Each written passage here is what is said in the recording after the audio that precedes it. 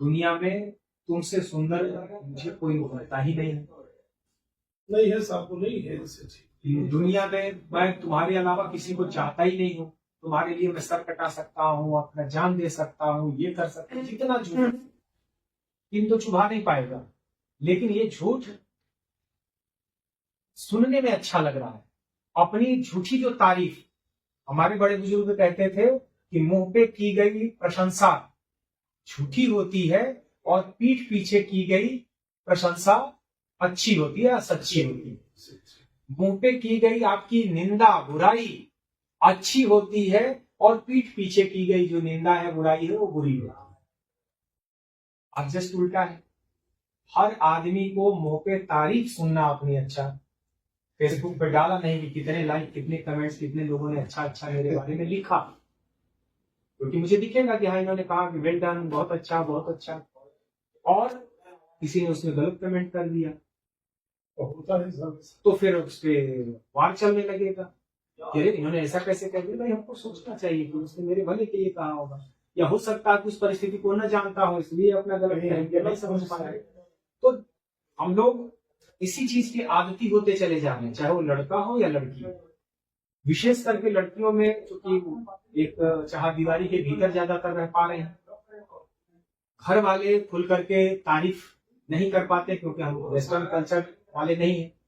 बचपन से ही जो वेस्टर्न कल्चर वाले हैं, जो इंग्लिश मीडियम में पढ़ने वाले हैं, तो माई प्रिंसेस, आज बर्थडे है किसका है, माई प्रिंस, मेरी प्रिंसेस का है बर्थडे, मेरी राजकुमारी का है बर्थडे, बचपन से मेरी परी। तो ये सब सुनते सुनते उनके मन में तारीफ सुनने की एक लत सी लगती चली जा रही है। हैबिट, आदत में आ गया है कि हम खूब तारीफ सुन, और वो जो तारीफ करता है उसको वो सच्चा अपना साथी मान पा रहे हैं।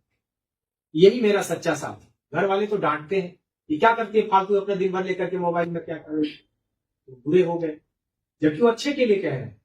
लेकिन उन्हें अभी नहीं पता है। और जो अगला, चलिए यार तुम्हारे पास ये मोबाइल है तो तुम्हारे पास तो अच्छी क्वालिटी का मोबाइल होना चाहिए।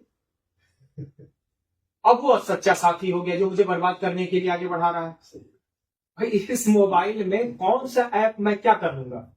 आज के डेट में महंगे से महंगे जो मोबाइल फोन यूज कर रहे हैं बच्चे, उसमें 3 या 4 चीज अधिकतम इस्तेमाल करते हैं। एक है फोटो खींचने के लिए कैमरा, वीडियो बनाने के लिए कैमरा, एक फेसबुक, व्हाट्सएप और इंस्टाग्राम कोई अगर चलाता है तो इंस्टाग्राम। इसके अलावा चौथे में थोड़ा बहुत कोई यूट्यूब तो किसी पर भी देख सकता है, किसी पर भी आ सकता है। ये 4 फंक्शन हर मोबाइल में है। 5,000 वाली में भी है और 5 लाख वाली में भी। लेकिन हमें कौन सा वाला चाहिए, 5 लाख वाला। क्यों, क्या करेंगे उसका। हमारे दैनिक जीवन में उस 5 लाख वाले मोबाइल की क्या अहमियत है, क्या उसकी भूमिका है। ये तो इन्वेस्टमेंट है कि अगर हम 2 लाख रुपए लगा करके इससे हम 10 लाख रुपए कमा पा रहे हैं तो लगाएं। 5 लाख रुपए लगा करके अगर हम 15 लाख रुपए कमा रहे हैं तो लगाएं। जब हमें केवल वही शौक पूरे करने हैं तो 5,000 से काम क्यों नहीं चला रहे हैं। सिर्फ स्टेटस सिंबल, 4 दिन की चांदनी दिखाने के लिए कि मेरे पास तो इतनी महंगी वाली मोबाइल दिखावा, तो सुआफ करना हम लोगों ने सीख लिया। ये एक दिन में परिवर्तन नहीं हुआ है बच्चे बच्चियों में, जो भी परिवर्तन हो रहा है सोसाइटी, समाज, बड़े बुजुर्ग, संयुक्त परिवार, सब कुछ खत्म हो रहा है। एक घर में बैठ करके माता पिता बैठे हैं, 2 मिनट बात करने के बाद तीसरी मिनट में हमारी अंगुली चलेगी इस पर, स्क्रीन पर, उसी घर में बैठ। मतलब आज भी कोई माँ बाप मुझे नहीं दिखे जो ये कहते हो कि बेटा अब तो सोने जा रहे हो तो ये मोबाइल स्विच ऑफ कर दो और चार्जिंग में लगा दो, चाहे कोई कह देता। सोते समय भी वो देखेगा। विशेष करके माँ बाप पर निर्भर बच्चे बच्चियों को क्या ऐसी आवश्यकता है कि सोते समय भी सिरहाने के पास ही मोबाइल फोन होना चाहिए, क्या। लेकिन हम लोग देते हैं और वही गड़बड़ी का कारण है, क्योंकि हम आप सो जाते हैं और रात में वो किससे चैटिंग चल रही है, किससे बातें चल रही है, न माँ को पता है, न पिता को पता है, न किसी अन्य को पता है। तीसरी गलती हम लोगों से हो रही है कि पहले पड़ोसी भी गार्जियन हुआ था। आज के डेट में सगे पिता के बाद नंबर आता है चाचा का, ताऊ का, वो भी गार्जियन नहीं है। अगर उनको कहीं से कोई खबर मिले, कोई सूचना मिले और आकर के आपके बेटे की शिकायत आप ही की पत्नी से कर दें और आपसे कर दें, तो आप तुरंत उनसे लड़ बैठते हैं कि आप अपने बेटे और अपनी बेटी का नहीं देखते। हमारे बेटी के बारे में अपना ऐसा कहने वाले हो कौन आप? कौन हो आप जो मेरी बेटी के बारे में ऐसा कह रहे हो? बिल्कुल सामने बात सही है। उससे परिणाम क्या होता है? क्योंकि कोई भी व्यक्ति आपसे हिम्मत नहीं जुटाएगा ना कि आपका बेटा ऐसा कर रहा है, आपकी शिकायत उसके बेटे की आकर के आपसे कर दे।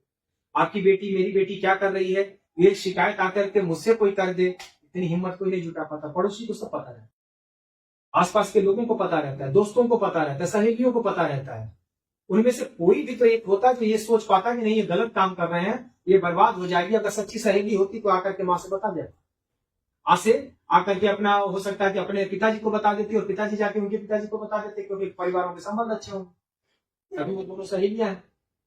लेकिन कहीं से ये जो तंत्र था हम लोगों का आपसी, जो गार्जियनशिप का, जो सोसाइटी ये भूमिका निभाती थी, समाज भूमिका निभाता, वो सब खत्म हो गया। संयुक्त परिवार खत्म, एकल परिवार हो गए। एकल परिवार में दोनों व्यक्ति सुबह से शाम तक जो छोटे छोटे काम जो आपस में बंट जाते थे, जिसमें सबके पास समय निकल आता था, वो भी भरी दोपहरी में क्या होता था, पता चली कि बिटिया खाली है तो दादी माँ आके लेट गई। अच्छा, सिर में अपना थोड़ा सा धुआं निकालते रहो और कुछ बातें सुनती रहो। तो पता चला कुछ किस्से सुना रही, कुछ कहानियां सुना रही, कुछ वो सारगर्भित जो किस्से कहानियां होती थी, प्रेरणादायी होती थी। अपने गलत के कोई कौन सा कदम गलत उठ जाता है उनके लिए होती थी। वो सारी चीजें हमने क्या कर दिया, खत्म कर दिया। किसी के पास है समय फुर्सत इस टाइप का, हाथ दबा दे, किसी का हाथ दबा दे, सास का पांव छू ले, बहुत बड़ी चीज है दबाने। और मतलब ऐसा नहीं है कि सास उस बात के लिए दुखी है और ये फिजियोथेरेपिस्ट है कि वही आएंगे तो एकदम ठीक कर देंगे। ये प्रेम का प्रतीक है।